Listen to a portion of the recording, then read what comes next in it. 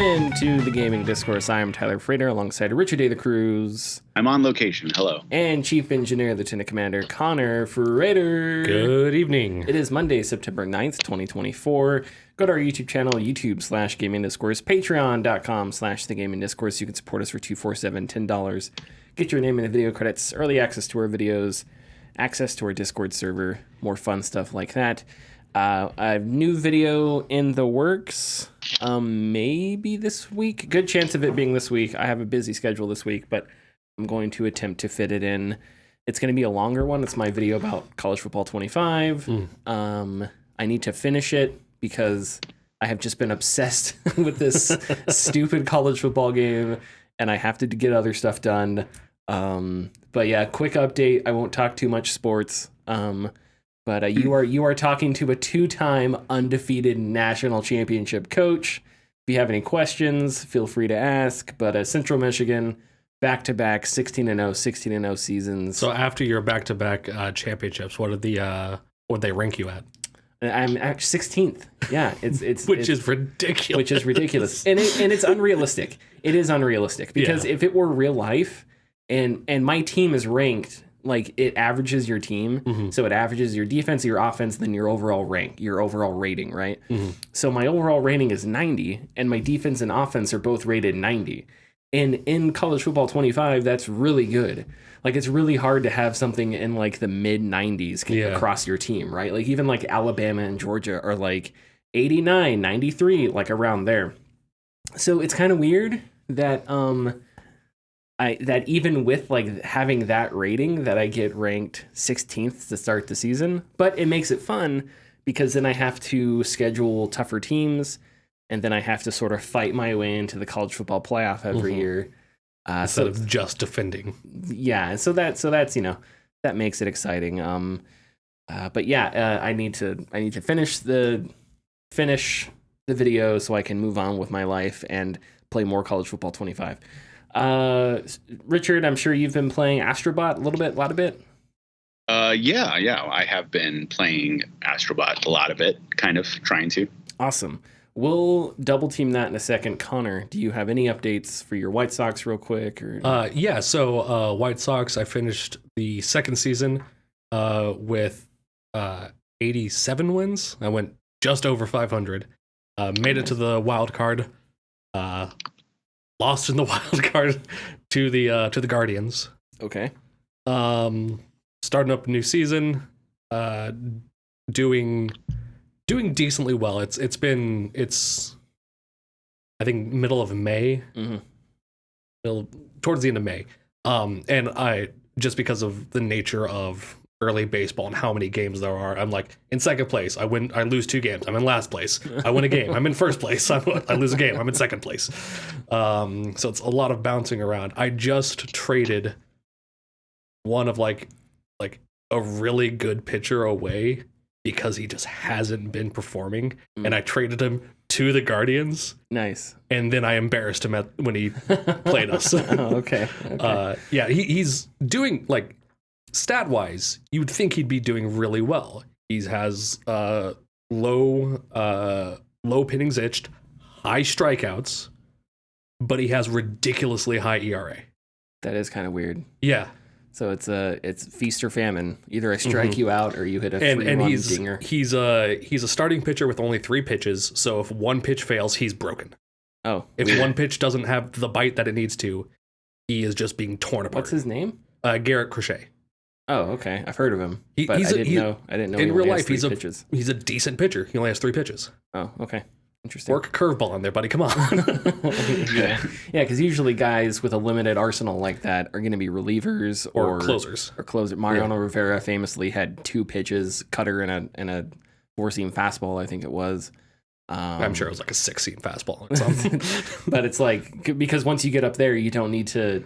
Guys are going to see you as much, so you don't need to vary your pitches. Whereas a starting pitcher, at that point, like when you're coming as a closer in the 8th, 9th inning, the batters are getting tired, so you're able to just outpace them. But yeah, no, he's an oddity. He has his 4-seamer can get up into the high 90s, but he just can't produce it. He keeps losing.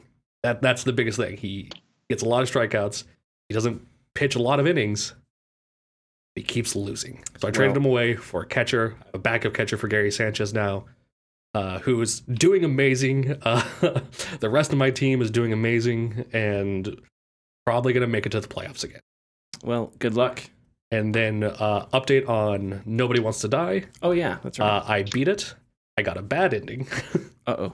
Because I made some choices that were more more focused towards the character rather than the plot. Okay, interesting. So I'm going to go through it again, try and make some better decisions. Yep, that's one that I need to pick up. Yep, I keep hearing good things. It is no longer on sale. I know. I forgot about it being on sale. I text you it. Yeah, you did. Right you after the podcast. Brother. You were a good brother, and I was absent-minded. You'd probably text that to me, and I looked at it, and I was like, okay, right after 6 more games of College Football 25. Right after 6 more seasons. Right after 6 more seasons. Okay, Richard. So Astrobot. I've been really excited to hear your thoughts on Astrobot, because as soon as I started playing it, I was just like, Richard is going to love this game. At least I think he's going to love this game. Yeah, well, that's unfortunate because you have to hear about Castlevania first. So, classic Richard. Well, Castlevania released last week, so I had to talk about that as well. But no, Astrobot there's a lot to say about that. As someone who is very much a fan of PlayStation's history, but Astrobot himself, which has kind of become this replacement mascot for Sony nowadays. Mm-hmm. Yeah. And Sony has never, ever stuck to one mascot. It's always changed throughout the years. And I don't know if Astrobot will stick, but I would like him to, because I think he is probably the most neutral creation of a character that I have seen. And I mean that in the ways that, like, I love Sackboy. Sackboy was one of PlayStation's mascots, but I think that there are a lot of people who can consider Sackboy to be more childish than like other mascots. I of course love Crash Bandicoot, but obviously he doesn't belong to Sony anymore. Same with Spyro. And I know there's Jack and Daxter. I would love to have Jack and Daxter back, or even Ratchet and Clank as mascots, but they've kind of I feel grown out of that role with the many games that they've had. But Astrobot as a character design and as a character himself seems to possibly have longevity, especially if they decide to not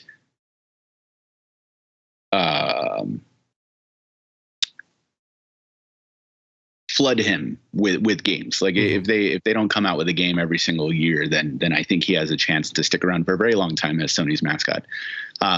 But going to Astrobot as a game in general, I think it's excellence. And I think it is one of the best games that I've played all year, and definitely one of the best PlayStation games I've ever played.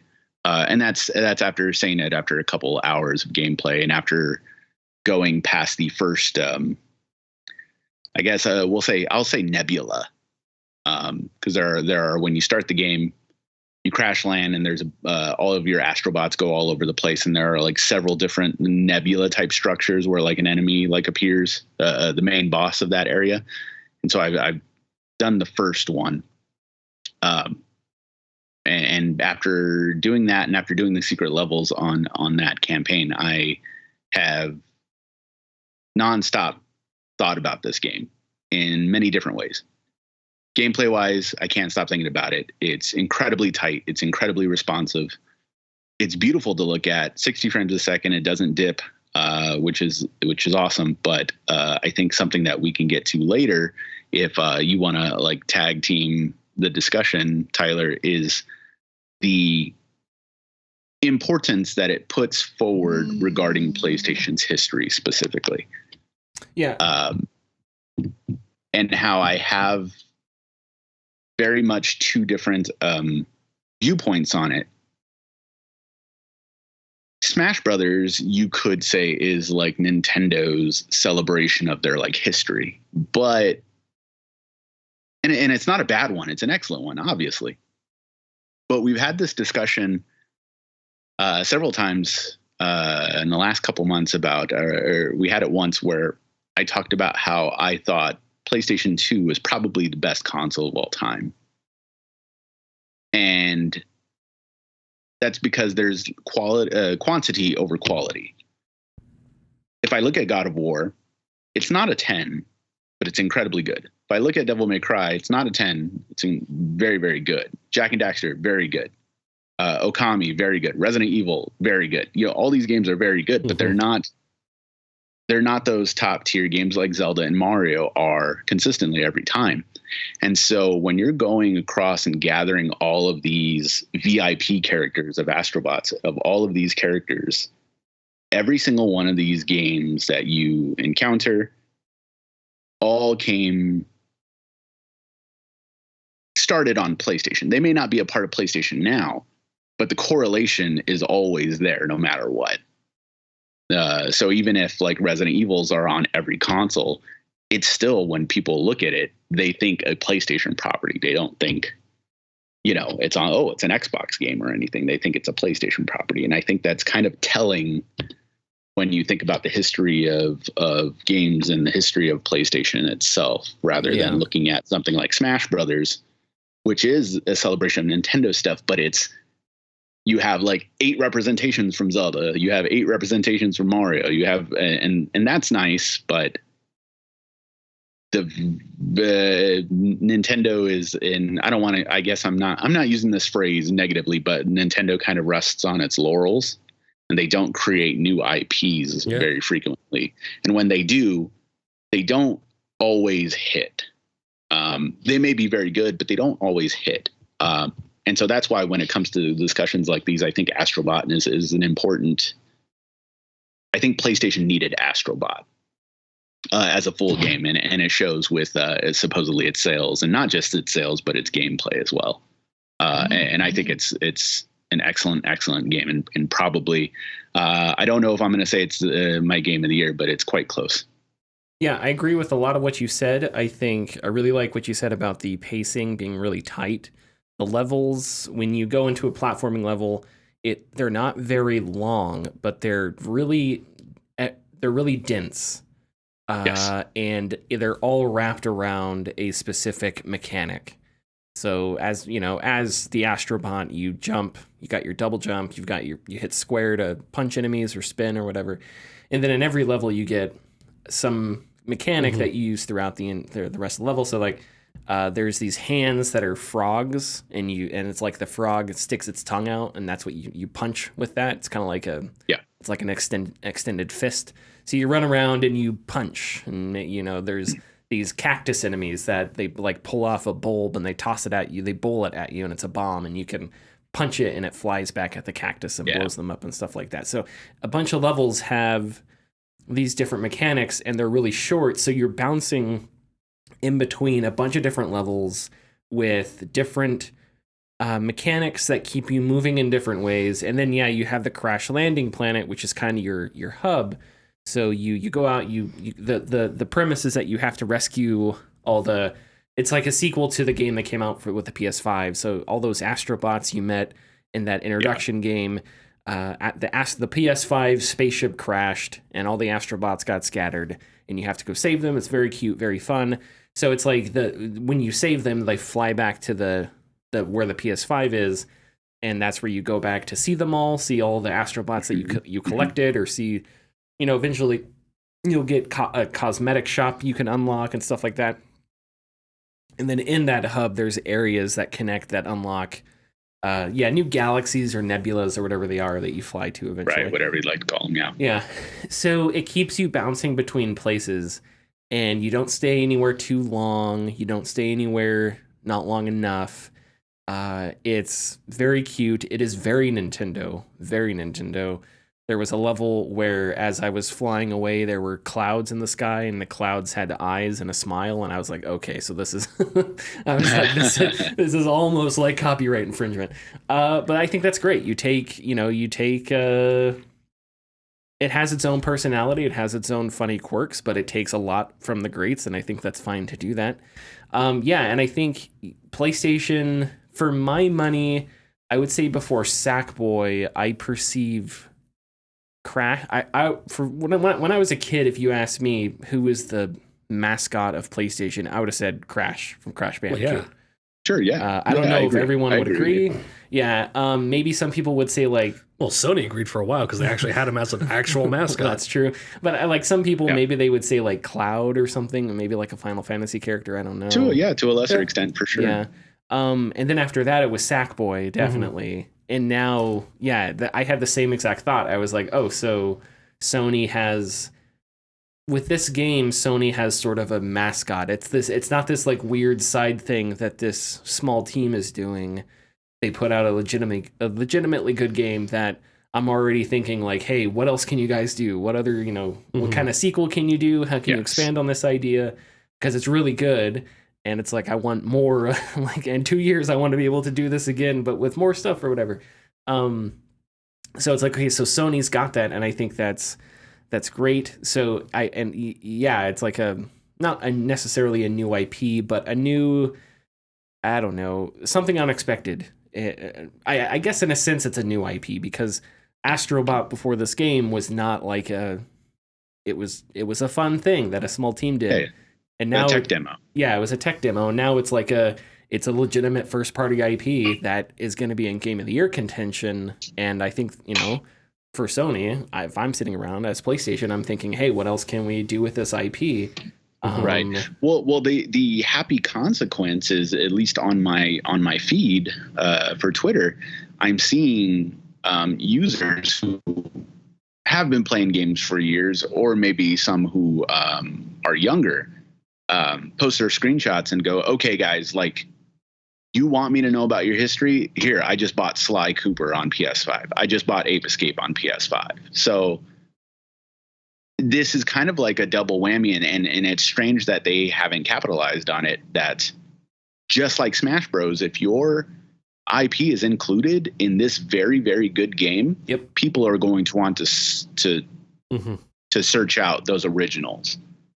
And I think that they only capitalized on it a little bit, but that's kind of the revolving door of income that I think should be explored a little more. Yeah, no, I agree.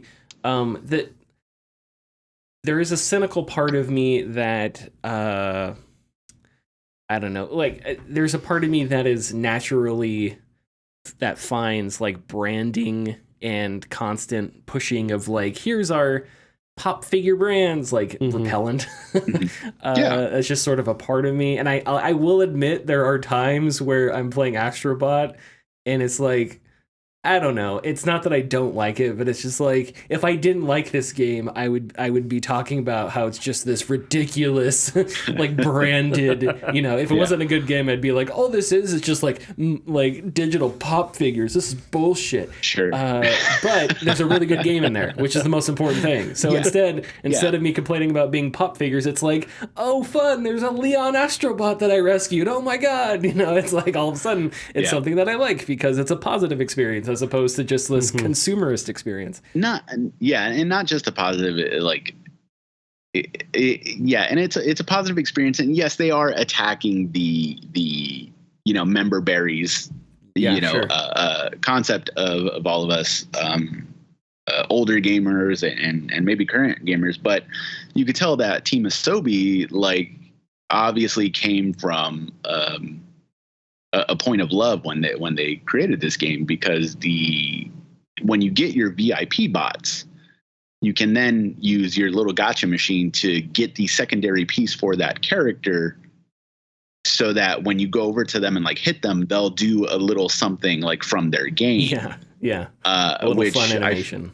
Very, very fun animations, and some of those animations are incredibly deep cutted. Like I know that I found the secret levels in the first Galaxy, and I ended up getting Amaterasu from Okami, the little dog, and it was cute going up to them and the little their little sidekick is jumping on their face and they get annoyed and they bite them, but when you hit them, they kind of like shock and like run around the I forgot what the Torii Gate, and the flowers grow as they leave their pathway, Yeah. which is something that happens in the game, Mm-hmm. just innately. And I know it's not like the deepest thing to think about, but it is very lovely to see that attention to detail. It's very lovely to see when Ryu and Ken are like fighting each other, and you hit Ken, they play out their pre-battle animation from one of the older Street Fighters.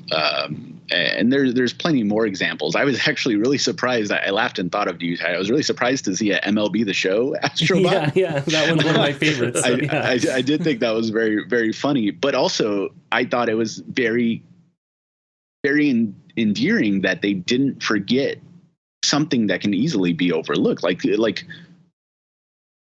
on one side, the MLB the show series is one of their best sellers. But when you look at it as a gamer, from a gamer standpoint, it's something I don't care about. Yeah, and like, no offense, but I mean, just on the larger scheme of like games, something that most people don't care about. But seeing it in there made me go, oh, that is so cool, because it forced me to think about that aspect of it. And it's not just like, gamers are not just, we want like our story-based games or we want our little fun games. It's everyone who is just interested in all aspects of like sports simulation, RPG, etc. So I thought it was very, very cool. Yeah, and I think that maybe the distinction is something like Smash Brothers. It does have a lot of marketing and a lot of memberberry stuff and a lot of Easter eggs and whatnot. But there's also a lot of innovation and good gameplay there too. So it comes off a different way. Whereas something like what's that WB battle fight game where all like the WB character, where that comes across to Multiverse comes across a little more cynical and ridiculous. Because like you got LeBron James in there, like it's like that is just that kind of that thing. And even if that multiverse, I've never played it, but even if it does have sort of a nuanced combat systems and stuff like that, to me that feels like somewhere an executive in a smoking jacket and you know lungs filled with cigar smoke is just, hey, put all this shit in a game. Kids love games, and then dies of cancer. Whatever. But like, so I think that cynicism is well placed there, where something like there are a lot of member berries, there are a lot of fun Easter eggs where, especially in today's world when so much content relies on, hey, you know what this is, and then there's no discussion past that point. Yeah. You can tell that the team knows that the team wants to extend those thoughts and those ideas past that point, right? And it is a love letter to PlayStation's history, but it is also just a good game in its own right, and it's an optimistic thing going forward because, like as we've said, it's like, hey, what else can Team Asobi do? Like, I want to see a sequel, and I haven't even finished it yet, but I want a sequel. Like, what can you guys do in 2 years? Right. The other, go ahead. Oh, go ahead. No. It was. And I do know I was absolutely blown away, and I'm sorry if it's a spoiler for, I don't know how far you've gotten. I'm sorry if it's a spoiler for anybody, but I do remember beating the first Galaxy, and they were like, yeah, here's actually, before you leave, an extra world. And that extra world just happened to be straight up almost a 1-to-1 actual level from a completely different game, just kind of translated into Astrobot. It was kind of jaw-dropping for me, and that's when I kind of like, I mean, I was already in love with the game, but it kind of put me over the moon, like, because it was another attention to detail thing that made this game seem more earnest than something like Multiverses. And I think Multiverses' problem is just that I like all of these characters in like Multiverses by and large, but I don't want to see them doing what they're doing. Yeah. If that makes sense. Like, there's no reason for them to be doing what they're doing. It's not as congruent. It's not as natural. Yeah, definitely. Right. And you could say that about Smash Brothers, but Smash Brothers did that when literally no one else was thinking about it. Yeah. So it was this like new weird thing. Mm-hmm.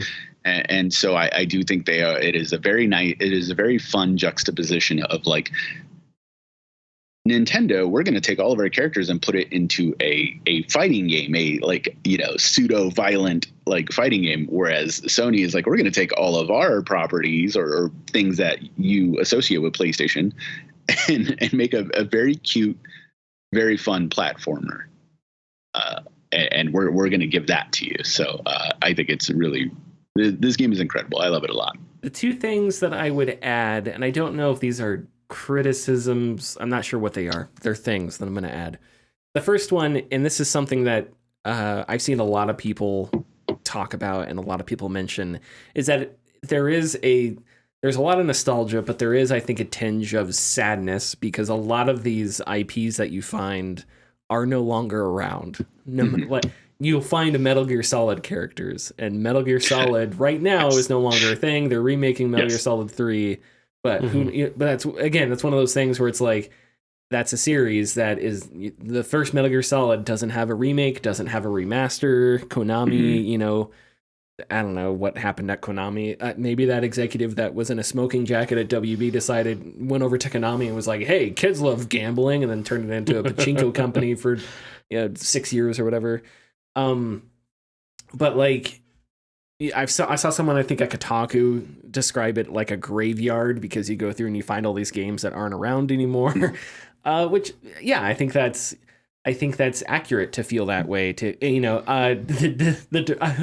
know if it was Days Gone's director complaining. Yeah, that guy. I don't know if he was being serious or not, but you see Deacon in there. There's a Deacon bot, and it's like, oh man, that'd be cool if we got a Days Gone sequel, and you're not sure if you'll ever see that. So there is that aspect of it where it is cool to celebrate all this history, but a lot of this history is either sitting in dust or has been forgotten by the powers that can sort of revitalize it, In some ways. Sorry, go ahead. No, I was just saying, and that was the end of my sentence. Go ahead. No, I think that is probably the most unfortunate thing. I don't know if I necessarily agree with the point of it being a graveyard, but I do know that like there are some of those franchises that only stopped because people stopped caring about it, or they moved on, or different trends came up at certain times, and I think it is a matter of, for a lot of these franchises, being in the right place at the right time. Because I guess I'll use Gravity Rush as a good.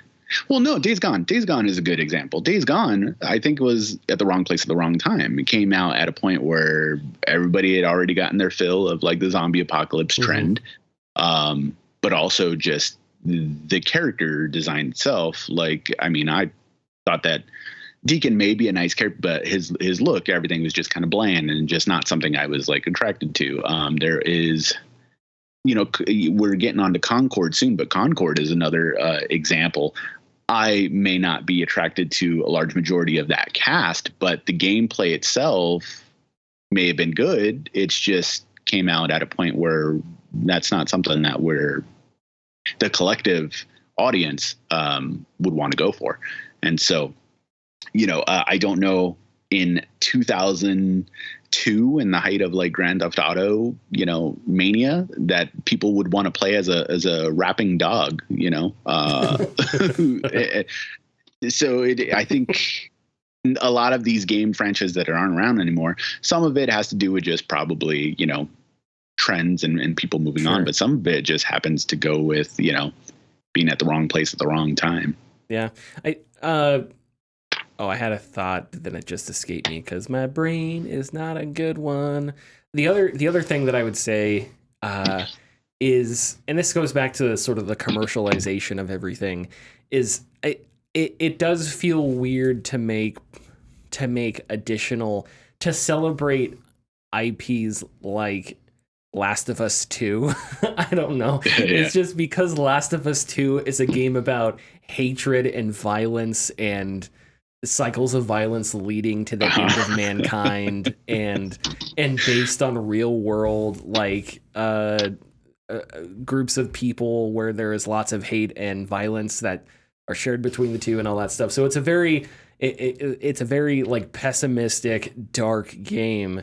So yeah, when you see a robot that is, you know, Joel, it's just like, okay, you know, in the context of Last of Us, Joel is a psychopath who is like has this psychological need for a daughter, and he's also kind of a murderer. Well, he is a murderer, but hey, here's a fun robot version of him, you know? So, and that, I think criticism will always be present because we view games in a certain way that we view games, and when I say view, I think maybe view's not the right word. We think about games in a different way than we think about things like movies, right?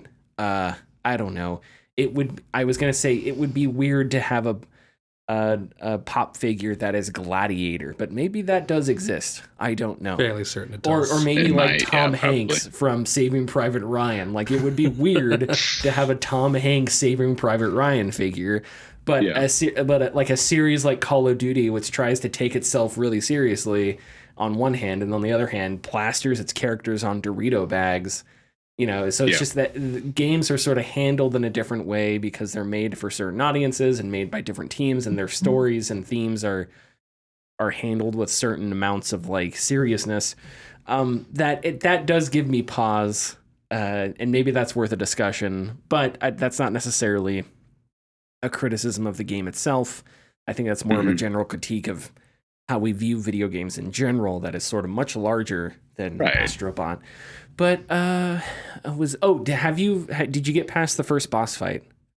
Yeah, I did get past the first boss fight, the like Nebula, the gorilla. Yeah, because that boss fight was freaking awesome. That was so very cool. Yes. Yeah. I mean, there's too many things that I think are very cool, and I think playing through it like a couple times may like refresh my mind of like what's going on. You made a point way back at the beginning of the discussion about how every level you get kind of a power, and it helps you through that level. I'm very glad that those powers don't overstay their welcome, because I know that like in the Astro's. Wasn't Astro's Playroom, right? Astro's Rescue Mission. You had the different areas that solely focused on some of those powers, and particularly like the jungle climbing one kind of got it's overstayed its welcome very quickly. So I'm very glad that some of the power, at least a lot of the powers that I've encountered so far, are very, very fun to use. But they're gone in a flash, and those secret levels that you find are pretty challenging as well. Are you talking about the triangle levels? Yeah, the triangle levels. Yeah, and and there's other levels you find as well, like other worlds. Yeah, the triangle levels that I have found are all pure like parkour challenges. Yeah, and they're very difficult. They are annoyingly difficult, some of them. I did get through them because I was like, God damn it, there's a bot of a famous character at the end of this level, and I gotta rescue the son of a bitch. So I can't leave Claire Redfield behind. Yeah, exactly. So I'm really excited to see what else the game has in store for me. I'm hoping that it keeps delivering new mechanics and stuff like that. But and I think it's another good example of a game that both children and adults can play, and both can take value and entertainment from it. Yep. Children's entertainment does not have to be stupid. Kids are really smart. And adult entertainment does not have to be UI and spreadsheets. You can make something like, there's an old, say what you will about the comedian, I think it was Jerry Seinfeld, but there's this old joke of his or something, I think it was him. There's no such thing as fun for the whole family. There's no jewelry stores with hardware and ice cream or something like that. Some stupid joke about fun for the whole family. But in video games you can. And I think this is like another example of, if you come up with creativity, if you come up with like how technically impressive the game is too. You go into levels where things break apart and there's all these pieces flying everywhere. You have enemies that burst into pieces. You've got, the water looks great. Just the colors are super vibrant. it is really fun to like watch the different systems bounce off of one another, and there's dancing mushrooms that dance to the beat of music. So that, I mean, if that's not enough to get a 10 out of 10, I don't know what is. You were about to jump into something. Yeah, the one other point that I'll touch upon later in tidbits, but regarding Astrobot is if only developers, I understand because they have to make games for like 3, maybe 4 different platforms, but if developers just gave like maybe 0.1% of the care that Team Asobi does when it comes to designing what the DualSense controller can do, I think we would have so much more immersive games. Or I don't want to say immersive, but just anytime something different happens on Astrobot, like you literally can feel what you're doing in your hands. And I think that the Team Asobi just knows that tech in and out, and I wish other developers did as well, because I would like to have more stuff than just a heavy trigger on on a sniper rifle or something else. Yeah. So I don't know what the cause of that is, because I've played a lot of games like College Football 25. Surprisingly, you can feel some hits with the controller. Good. When your punter punts, you get a little kick on the controller, and when there's a big hit, your controller shakes a lot. When you've got your crowd going, your controller shakes along with the crowd noise and stuff like that, which is really fun. So it uses the controller fairly well. But I can think of like a couple games. In Ghost of Tsushima, it felt so cool when you got on your horse because your horse's hooves were really impactful on the controller. Yeah. But it faded away after 10 seconds, and I hated it. I hated it so much that it faded away and made no sense to me. In what's that? Deathloop. And is that correct? Deathloop? Deathloop, yes. In Deathloop, how cool some of the guns feel. The machine gun like shakes the entire controller. It's really intense. You kind of feel the trigger pressing back on your finger. So there's a bunch of games that I think handle it well, but at the same time, it's like you play this and you're like, damn, I would love for it to be more implemented in games here and there. I do think that, like, I think you're correct. I do think there are people out there that sometimes bother me because they'll say the DualSense isn't used at all. It's like, okay, it is. It's just it's not used enough. But like I just went through, you can find examples of games that I think take advantage of it. We could have a discussion if there's not enough or whatever.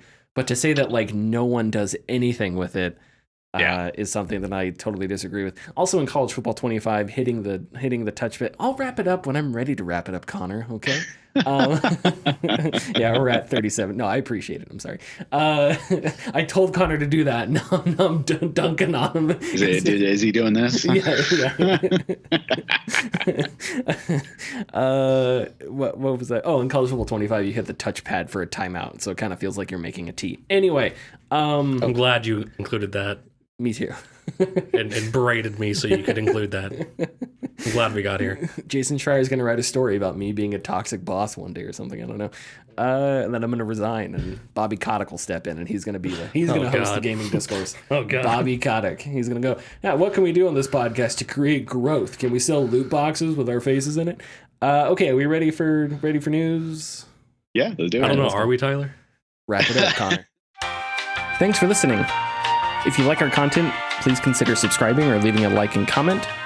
You can find us at patreon.com/thegamingdiscourse. And our tiers are $2, $4, $7, and $10 and include getting your name in the video credits, early access, and access to our Discord server. All right, so I wanted to, we spoke about Concord and X Defiant last week. And then literally 12 hours later, a blog post is published by Sony saying, hey guys, we're shutting it down. Turn out the lights. The party's over. We're canceling Concord, or we're shutting it down. And then as far as anybody knows, I don't think anybody knows exactly what's next. Okay, but sorry, just to recap here. So it was announced in a blog post by Ryan Ellis, who's Concord's director. Ellis says the team will explore options to better reach players. Sony is offering full refunds for everyone who purchased Concord. Jason Schreier says Concord was estimated to have a 9-figure budget, which I find insane. And also, we know that Concord was seemingly in development for 8 years. That seems like a really interesting story. That sounds like something where it started as one thing, got rebooted. Maybe the team had... This is pure speculation, but like if I were a betting man, I would take a shot that maybe something that could have happened is like the Concord team at one point had people moved off of it to help out with other projects, so that like screwed up with its scheduling or something like that. Probably. I don't know. That's pure. I just know that happens with other games, so it's pure speculation on my part. But yeah. So our reaction to the shutting down. What do we think? We just talked about all this praise for this new Sony IP, or essentially a new Sony IP.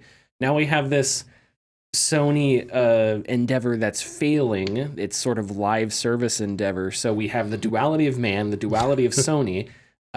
Richard, you weren't here last week, so I'll toss it to you, your initial reactions and stuff to Concord and your thoughts and whatnot. Yeah, sorry.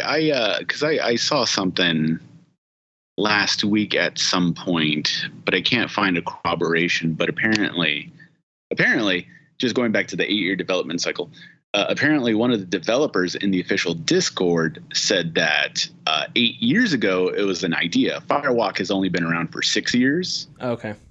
So most of the content that's in the game was built over the last 4 years, apparently. Yeah, so maybe 8 years. Yeah, that's what the 8 years thing, it wasn't explained what that exactly meant. Like, is it 2 years of pre-production? Like, yeah. What could that have been? That's why I said there's a lot to the story that I don't think we know yet.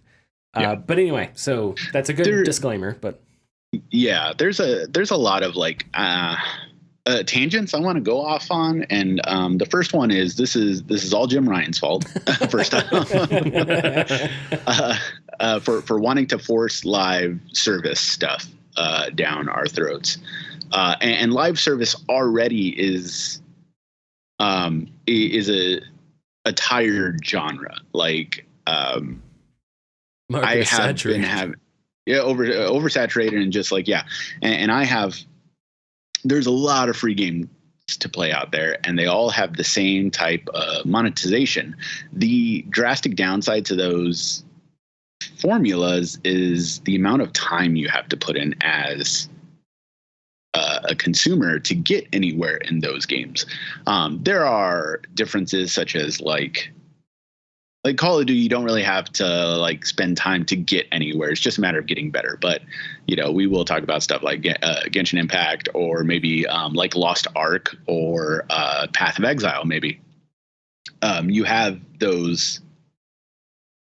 to devote a lot of your time to get anywhere in those games. And you can't feasibly create more games to take more people's time from other games that they are already devoting time to. So when Concord comes out, or at least shows off its first trailer, 4 months ago or something, 5 months ago? Sounds about right. I remember watching, I was here actually, I think at this store, and I was watching the trailer thinking to myself, I'm sure as everyone else did, and you probably already mentioned, is this like a Guardians of the Galaxy type of game? And as soon as the gameplay started, collectively, all of us PS5 owners seemed to like give a collective groan, because it was another type of game that we were already sick of 3 years ago, 4 years ago, maybe. And so we all decided collectively to vote with our wallet, and this is now the consequence of that, is Concord shutting down. As far as exploring options to better reach players, I do sit here and I wonder why Concord wasn't given out as like a PlayStation Plus game, and not a PlayStation Plus game as like a monthly Plus game, but like Tales of Kenzara was, or there was another game that came out that was on PlayStation Plus. It was like, Stray. Oh yeah. Okay. Like, Stray was given as, just for X amount of time and just made free to play. I think that was probably the biggest blow to them, followed up by in my personal opinion, the character designs and style of the game itself. I don't think there's not a lot of Star Wars 6, or one thing that I didn't like about Concord, at least its designs, was that they had this and I don't know what to call it, because I know we have like steampunk and cyberpunk and all that stuff, but it was like space junk. Does that make sense? Yeah, I mean, it was very.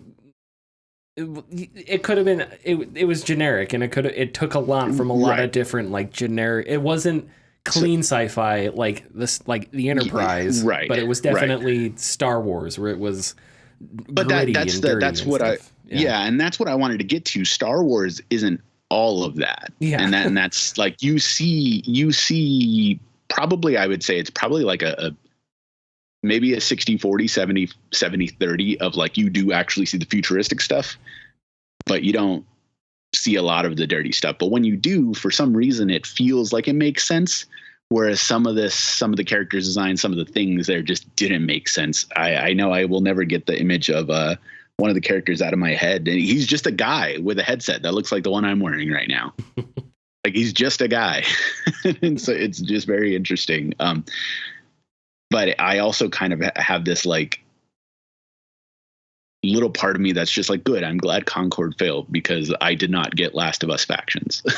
that's what I wanted. And then you guys, and Sony deserves this, but Firewalk doesn't. I have not played Concord myself. Of course, I wasn't going to spend the money on it, although I should have, because it's now like $150+ on the resale market. But it did look like a fine game, an inoffensive game, if that makes sense. But this is the fate that it's resigned to now. Yeah, I think there's a lot of different. I've seen people say a lot of different things, so everyone's saying different stuff about this. I think maybe one angle to attack this from is just to say how I felt. And yeah, it was generic. It felt like a team shooter is, if it's a free-to-play single-player game where you're going to have gacha mechanics later on, or a free-to-play co-op game like your not Pillars of Eternity, like your Paths of Exile, that's one thing, because you can get into it, you can play for 10 hours, you may not hit the gacha wall, but if you play for 10 hours, you have fun, you drop out, you're good. But a hero shooter like your Overwatches or whatever, that stuff, you can't just hop in for 10 hours, or else you have to learn the game. You have to learn how the multiplayer is played. You have to learn the team dynamics, and you have to learn the levels. And so there's a bunch of stuff to learn, which means when you get into it, you kind of have to have some kind of investment with it, right?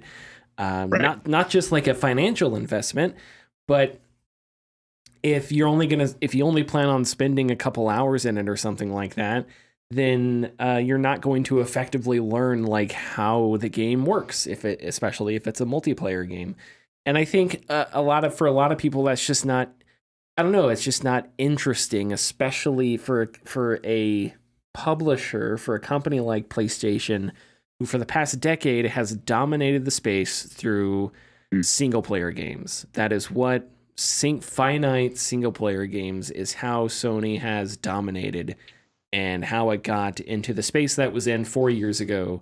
The space Sony is in now is a bit different, but where it was at the height of the past 5 years or whatever, was because of Ghost of Tsushima, Horizon Zero Dawn, God of War, even Days Gone, right? Last of Us. It was because of the single player titles. And I think it was the same thing with when Bethesda announced Fallout 76, right? So it was a game that was in a saturated market. It was a survival game. There were a lot of survival games. Oh yeah. And it was Bethesda, which is a company that is known for single player games. And I think for a lot of people that was just off-putting, because it was a company that was doing something that they weren't used to, but also it was like, other people are doing this. You do this stuff really well. Why are you doing this? And it just felt like trend chasing. And I think it kind of was. And that's what it was. And that's what Concord was. And yeah, what I want to know is where were these decisions made? That's one of the things that fascinates me with cases like this. Right. It's the same thing with Anthem. It's like, okay, we know that the I'm crashing. Oh my god. I like a dude cha-cha. Whoever was in charge of BioWare when Anthem launched, I assume they didn't walk into the BioWare office one day and say, "Okay, everybody, we're making a looter shooter." Like, it wasn't a unilateral decision. At the same time, I'm sure that it wasn't like Andrew Wilson walked in and said, "Hey, BioWare, you're making a looter shooter," right? So it's like, how did Anthem come to be? And it was a combination of market forces, cowardly corporate executives that led to a fatal decision, a fatal mistake to do Anthem, right? So with Concord, it's like, okay, it started 8 years ago, so that muddies the water. So it's like, how did we reach this point? Who made the decision to say, here's our strength as PlayStation, as a brand, single player games. So what we're going to do is have you guys make an Overwatch. It's like, okay, how did that come to be? How did that, what combination of things synthesized into you doing something that wasn't your strength? And it's not that I'm looking for someone to blame necessarily, but I am looking to just figure out how it happened and can we make it not happen? Can we make sure that in the future, and of course I think to some people, maybe this is too cynical. I don't know. I do think there are executives who don't give a shit. Now, what does executive mean? It's a nebulous term. Corporate executives, whatever. And I think about this with like Justice League, because we talked about that story with Justice League where the executives were like, or not Justice League, Suicide Squad. They were like, hey, you guys should do this, and they were like, okay. And did those executives face consequences for Suicide Squad's failure? I don't know. It doesn't feel like it. Yeah, it feels like the people that face consequences are the developers for these things, right? So it's like, and I kind of want to diagnose that back to my cynical point. Part of my cynicism is that it feels like sometimes these decisions are made knowing what the risks are, knowing what the market is actually calling for, but the people in charge won't face real consequences, so they don't give a shit. So they go out and do these things anyway. If that makes it, like, I don't know. I think, I don't, like, again, with Anthem, I think there were EA executives who probably knew putting a studio that is known for RPGs and putting them on a looter shooter to chase trends doesn't make sense, doesn't play into your studio strengths. But why do you care? You're an executive. You'll lay off artists and delay the next game. And hey, if you lose a job, that's fine.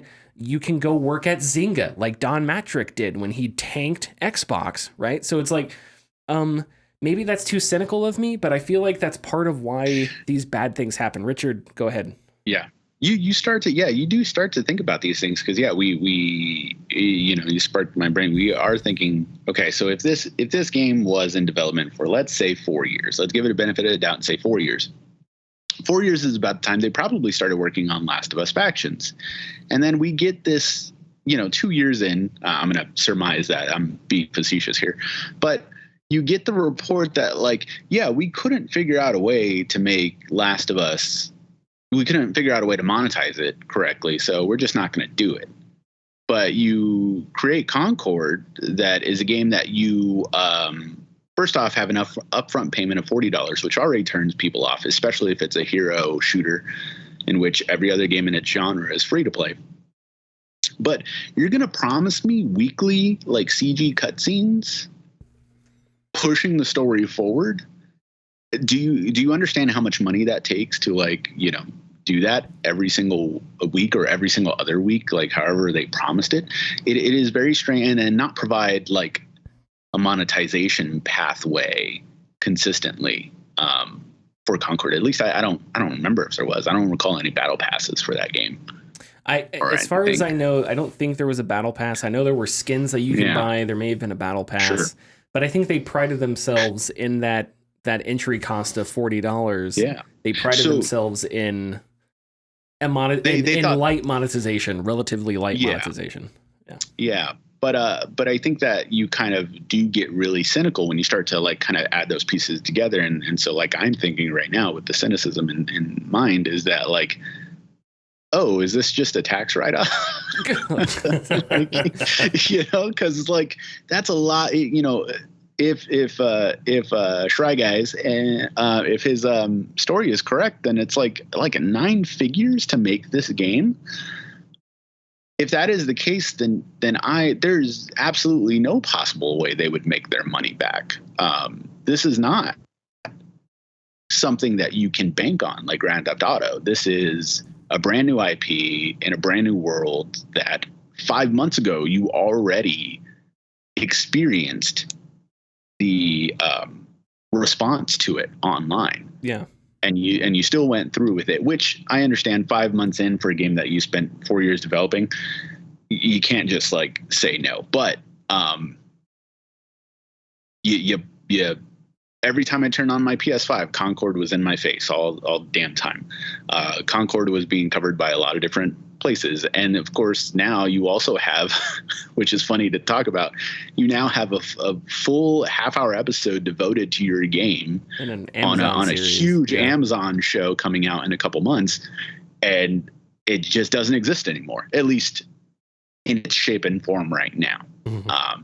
So what it seems like I think their only pathway, but the damage is already done. Their only pathway is to re-release this game in like a half a year, free to play with battle passes or something like that. But even then, like people have already made up their minds on the character designs. Everybody's made up their mind on the whatever story may or may not be there, and the gameplay. For some which I hear is good, but other people just don't want to give it a chance because there's already too much of that out there, and nobody just wants to dive in.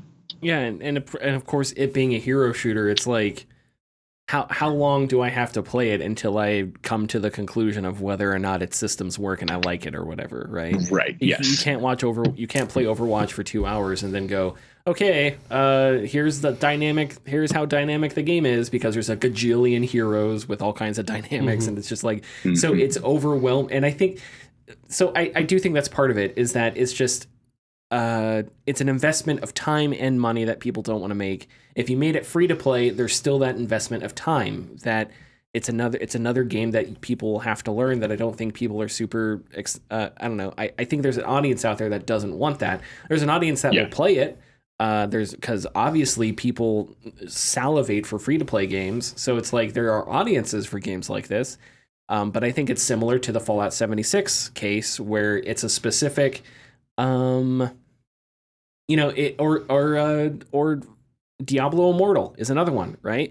Clearly, there are audiences for free-to-play mobile games, but it was the way it was announced. It was the franchise. There was other layers of context that sort of led the Diablo and the you have phones comment. Do you guys not have phones comment? There's other layers of context that made Diablo Immortal. Specifically like a bad rollout and a bad launch and all that, even though it made a ton of money, because there is an audience for that. And that's the strange dichotomy, is how do you, because I think live service economies are bad endeavors, because I don't think the best kinds of games can be made that way. I think that's a regressive way to monetize a game. I think that leads to worse games. Yeah. But from an executive standpoint, it makes money, and that's the only metric by which you measure a game's success, right? So to Andrew Wilson, there is nothing wrong with Ultimate Team, because Ultimate Team makes a lot of money, and he's got one brain cell, and it ticks up whenever Ultimate Team, FIFA Ultimate Team pack sells, right? So it's like you have to believe in something more than making a line go up. You have to believe in artistic integrity and integrity of a medium and the craft and stuff like that. I do, and I also think that people now there's a lot of, and I said this last week, there's a lot of schadenfreude. I think people have enjoyed watching Concord fail because, I don't know, because they view it as like I think it's an I told you so. Yeah. I think it's mostly an I told you so. Yeah, maybe that, yeah. maybe a little bit of that. Because it's just or wokeism, one of the two. I remember, I didn't know if it was a joke, but I remember, and I know we shouldn't talk about this because it's just like, I would rather talk about like a deep dive into what we know about Nazi ideology than to try and break down why people thought Concord was woke, because just that is so insane. I would rather like discuss something so putrid that I don't know, but it's just like, I remember when Sony put the trailer on YouTube, I remember people, one of the top comments, it must have been a joke. It was probably Tim Heidecker that wrote it, that said, people say, what is woke? This is woke. And I'm like, this? It's just a Guardians of the Galaxy ripoff. How is that? What? Like, yeah. What the fuck are you talking about? And I've seen that. And I was just like, you're calling it woke because it's generic? That's your term for, but again, the internet is awash with insanity, so I shouldn't even be talking about this. Sorry, Richard, were you going to say something? I thought... No, not at all. No. Just a real quick run back to the 9-figure budget. That honestly doesn't surprise me all that much. Yeah, I probably shouldn't. Yeah, because 9 figures, and the word only is doing a lot of heavy lifting here, is only $100 million. And so, like, I don't see this game being too far past $120-150 million. So a chunk of that is going to be marketing. You have to pay Amazon. Yeah. Amazon's going to want money. Yeah, maybe. I think the actual game itself was sub 100 million. The actual development budget itself was in the tens of millions of dollars. I don't know if I would. I don't know. Well, not tens as in $15 million. No, but like in the tens. So like 80, 90 million, 70 million, somewhere up in the higher end of that range. But then you have to tack on marketing budget, which is tied into the total budget of the game. Yeah. And that pole vaults it over the 9-figure mark. The thing is, I don't think it was marketed all that well. Like, if I'm Sony and I really believe in Concord, what just started this weekend? The NFL. It is the only thing that people watch TV for, right? People say they watch The Bachelor. No, you watch it on Hulu. The only thing people watch on live TV is the National Football League. There are a bunch of crusty old executives with smoking jackets and lung cancer from smoking cigars for the past 60 years out there who also give kids, Robux and exploit them and shit like that. Who have been trying to figure out how to monetize network TV for the past 20 years because people are cutting cables and they're going to streaming. And the one thing they know is that Roger Goodell and the NFL will keep cranking out numbers. The point I'm making here is... I will have you know that there are dozens of us that watch baseball on TV. I am one of those. But I just watch the Yankees beat the Royals. But... I don't even watch baseball on TV. If I am Sony and I really care about Concord... Don't I just fill the airwaves with Concord commercials during the opening week of NFL Sunday? Of course, right? You've got your Thursday night game, your Friday night game, and then Sunday, and you have Monday Night Football right now. Mm-hmm. Like, why not? I don't know. If I'm a Sony executive, you delay Concord a month, you spend a bunch of money to just annihilate people's eyeballs with Concord commercials during football games. But anyway, I don't know. To me, Concord didn't seem to have that big of a marketing cycle or anything like that.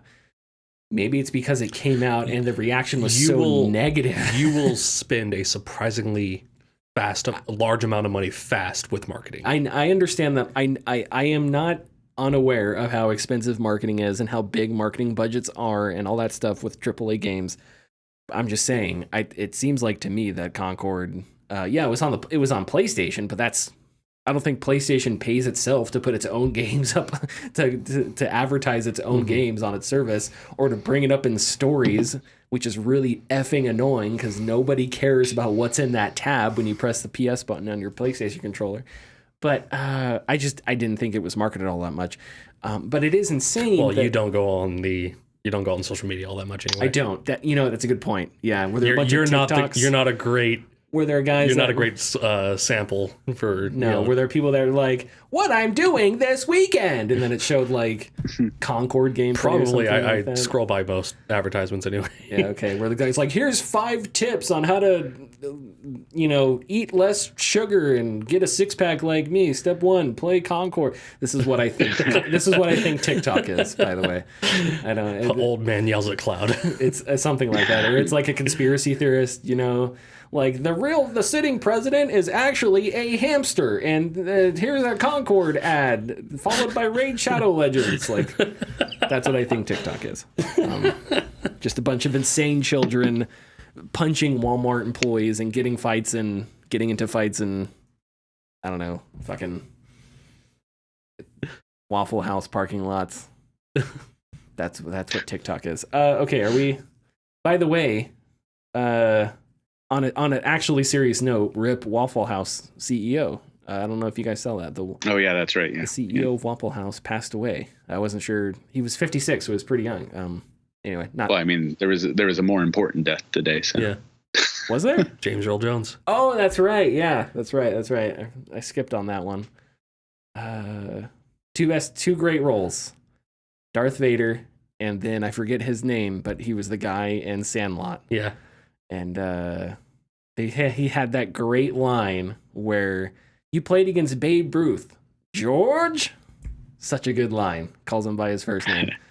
And that is also a horrible movie because Babe Ruth, speaking of dudes in smoking jackets, Babe Ruth in that movie is like the best dad ever. In real life, Babe Ruth was just drunk, smoking, chugging down French fries, like a womanizer.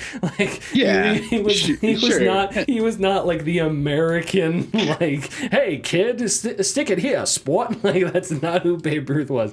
But anyway, well, to a kid, he was. So, well, you know what, Richard?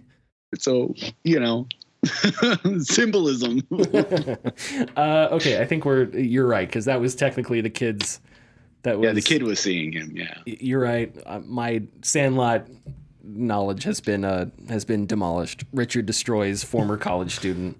We'll post it on. We'll post it on our YouTube channel. Go back to watching Field of Dreams.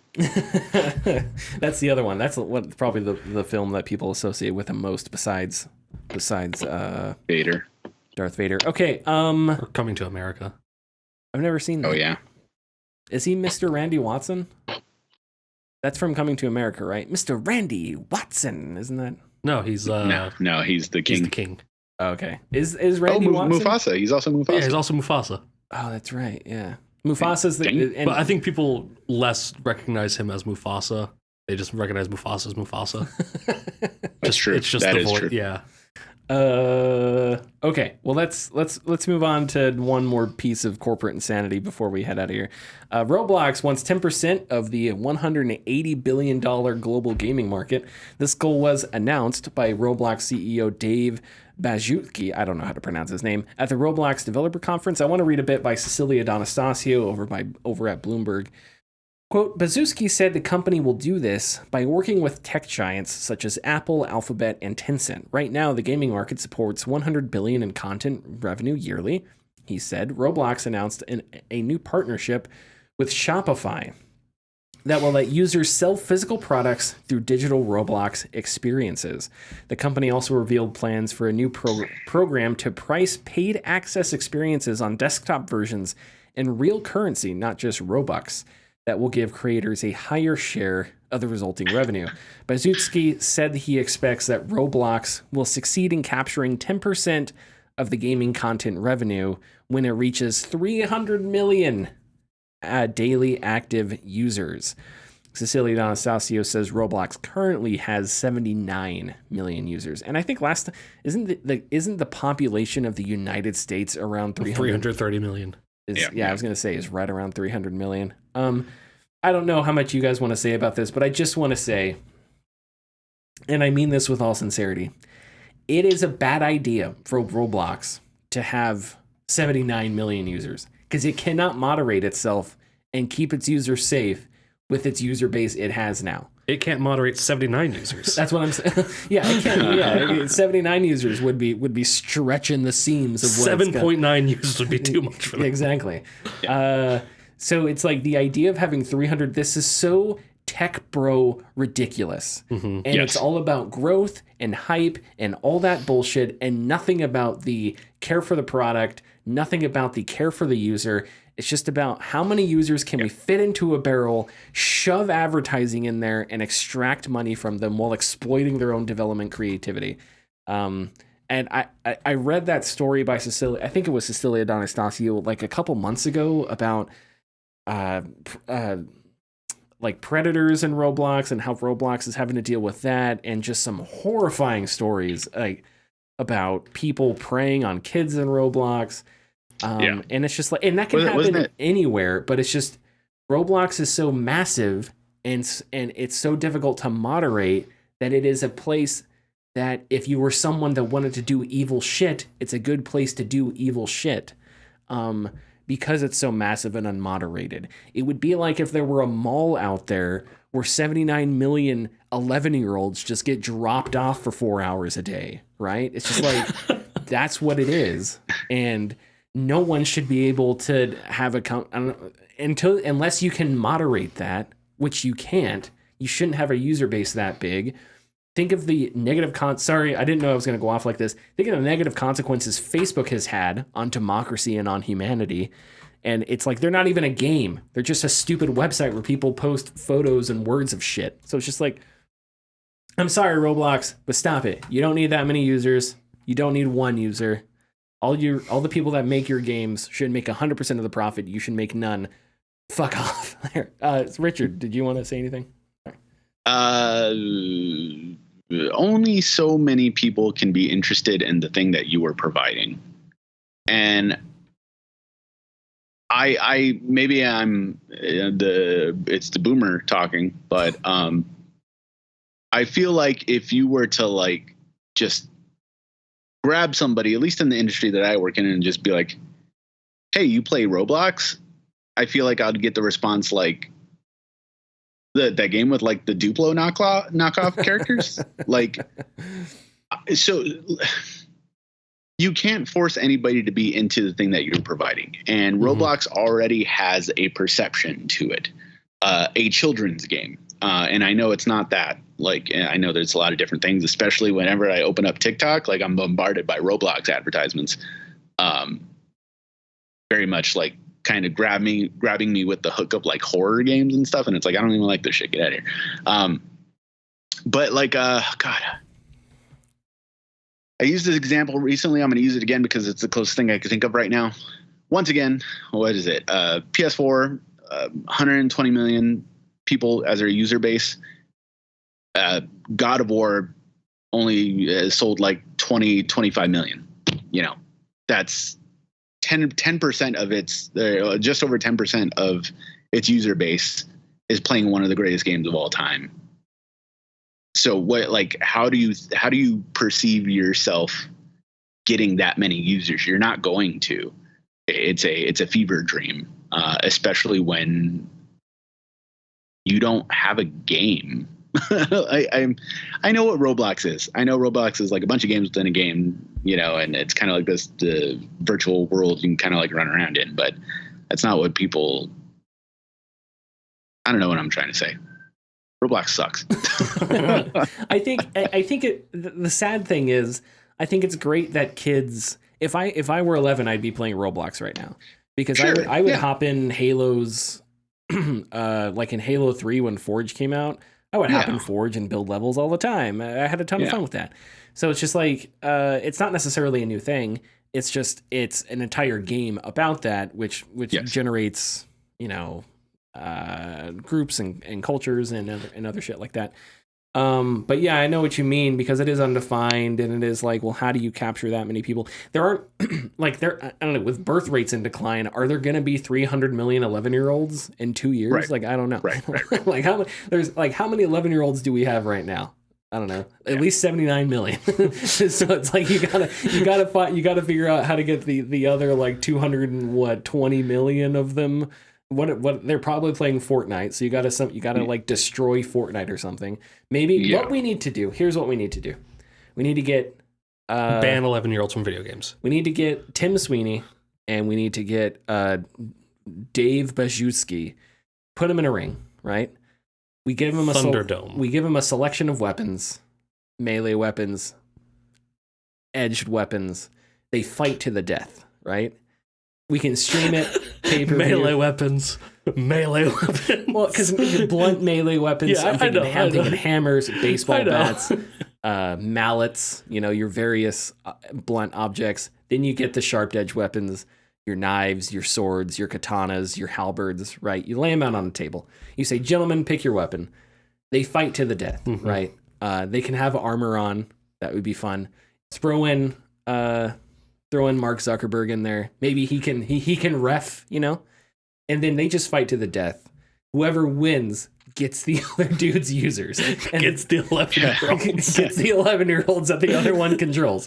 That's how we settle this tech rivalry, right? It's a fight to the death. And you have two CEOs enter, one CEO leaves. Yes, and at a chair on the edge of the ring is Warren Buffett, right? And you have to present the head of the other CEO that you defeated to Warren Buffett. And Warren Buffett, I don't know, gives you a thumbs up or some shit. And that's how we're going to. He tells you his investment strategies. Yeah, exactly. Buy Coke. That's really it. Yeah. Both kinds. He's like, my investment strategy in the 1980s, buy Coke, not that kind. Also, invest in Coca-Cola. But also that Coke, yes.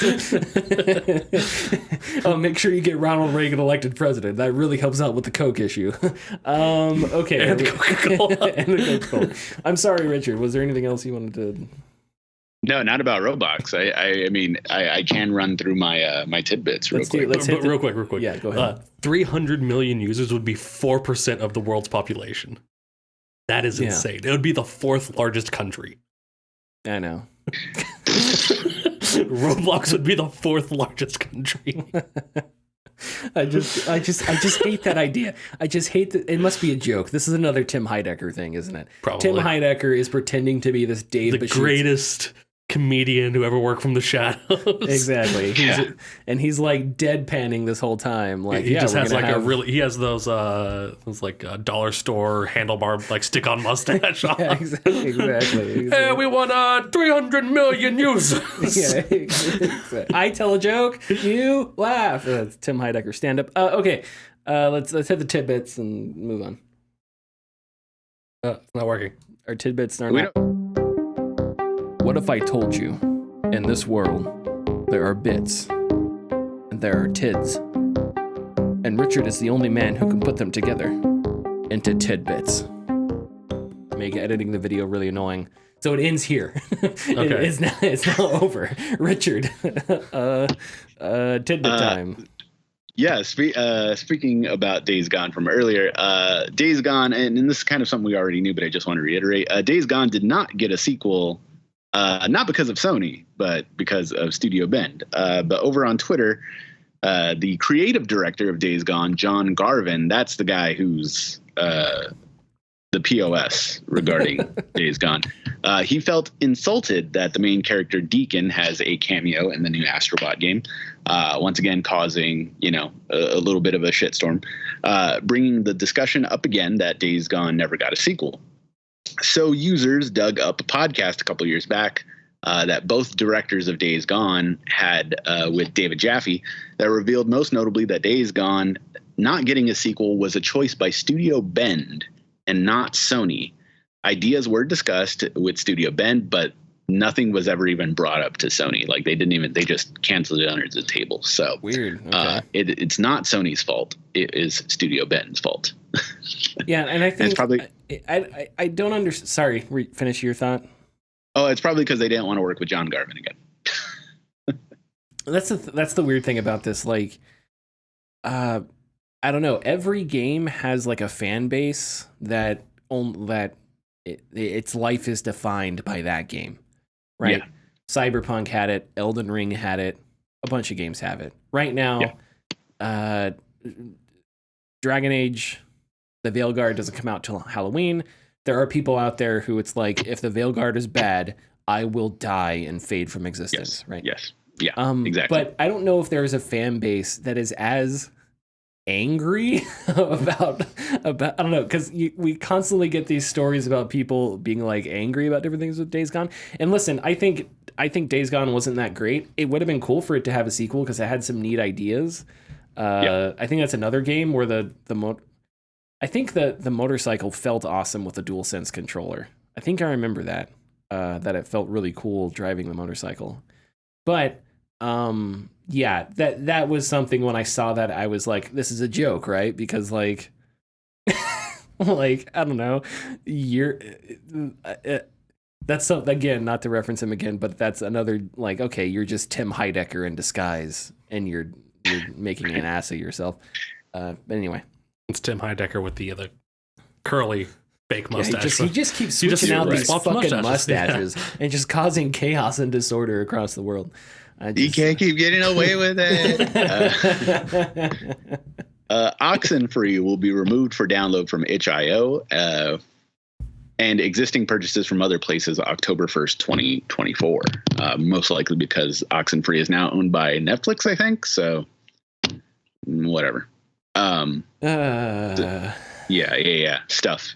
PS5 controllers are getting a $5 increase. Which that sucks, but this was a point I was going to bring up when talking about Astrobot. Is the DualSense, all of its stuff inside of it is very, very cool. But what if they made a controller that didn't have that stuff and made it cheaper on them and cheaper for the consumer? That'd be great. Because I know there are Switch controllers that don't have rumble packs. Mm-hmm. Yeah, mostly made by third-party folks. But, I mean, the idea is the same. Like, if you're going to have a large amount of games that aren't really taking advantage of the thing, why not, save yourself some money? But, hey, we'll see when the PS5 Pro gets announced tomorrow. Yeah. But anyways. Oh, I love this story. This one's awesome. I love when this happens. So there's an incredibly rare PS2 game called Rule of Rose. It's one of the most expensive games on the console. I've seen it in your store, haven't I? Yeah. In America, it goes, I think, somewhere between $600 to $900, somewhere between there. And the prices in Europe are comparable. However, just yesterday, I think it was yesterday or a couple days ago, it pretty much has received a pretty hefty price cut, like across the board in Europe, because a couple of Italian eBay sellers apparently have found several hundred copies that are like completely sealed. Oh, wow. So that basically dictates that there are more than what was previously thought out there. So the price tanks. So that's always a nice thing. Interesting. But that's a good one. Is that a Japanese horror game? It is a Japanese horror game. Yeah. Japanese survival horror game from, oh shit, who did it? I can't remember. Atlas. Yeah. Did it. Oh, awesome. Okay. Yeah. It's not very good, but yeah. Richard, if you ever find a stockpile, like very rare games, treat it like the diamond industry. Just like send it like 6 at a time. Oh yeah, no, I thought about that actually. Like, oh man, if I just happen to come across like a box of stadium events or something like that, whatever. I found one. Next year, I found 2. Yeah. Oh, whoops! There's another one I just happen to have in the attic. Right next to the other one. Oh yeah, right next to the 20 others. Happy birthday, happy 25th birthday to the Sega Dreamcast. I saw that. Sega Dreamcast was released 25 years ago today. 9/9/99 was the release date. One of the best consoles of all time. That what's that phrase? Shine bright like a supernova and then just like went away. Oh yeah, like a star. Yeah, like a star, just boom.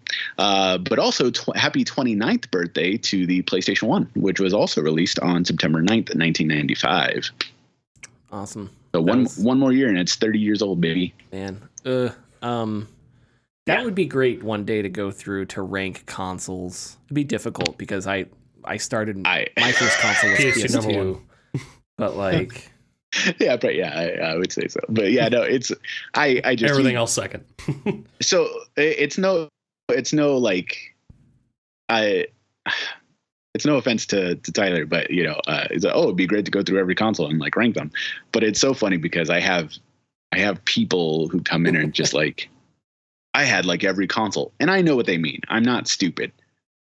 But I always have this like, oh really? You had a Casio Loopy? Oh really? You had a Tiger R-Zone? Yeah, you had a Gizmondo? Yeah, like fuck out of here. Like you didn't have every console. There's just this, there's the devil and the angel on the shoulders. Yeah. There is a little Richard that is just fucking pissed off all the time. Spiteful, full of venom. That is just like fucking piece of shit, fucking customer, fucking eBay. My blood pressure starts going up when I go into threads that are just like, these games shouldn't cost this much. I'm like, yes, there's a reason why they cost them. They're like literally, I can take you through step by step of why they cost this much, because they think there are thousands of millions of copies out there, and they're just funny is the angel on the other side isn't it much better. It's like, shut the fuck up, shut the fuck up. Exactly. You're gonna set him off. The angel gets calmed down because Castlevania gets released, and the angel like calms down a little bit. But okay. Yeah. Anything else, Richard? No, that's all for tidbits today. Okay. Follow us, patreon.com/thegamingdiscourse, youtube.com/thegamingdiscourse. Hopefully new content this week. And we will see you next week. Bye. Bye-bye.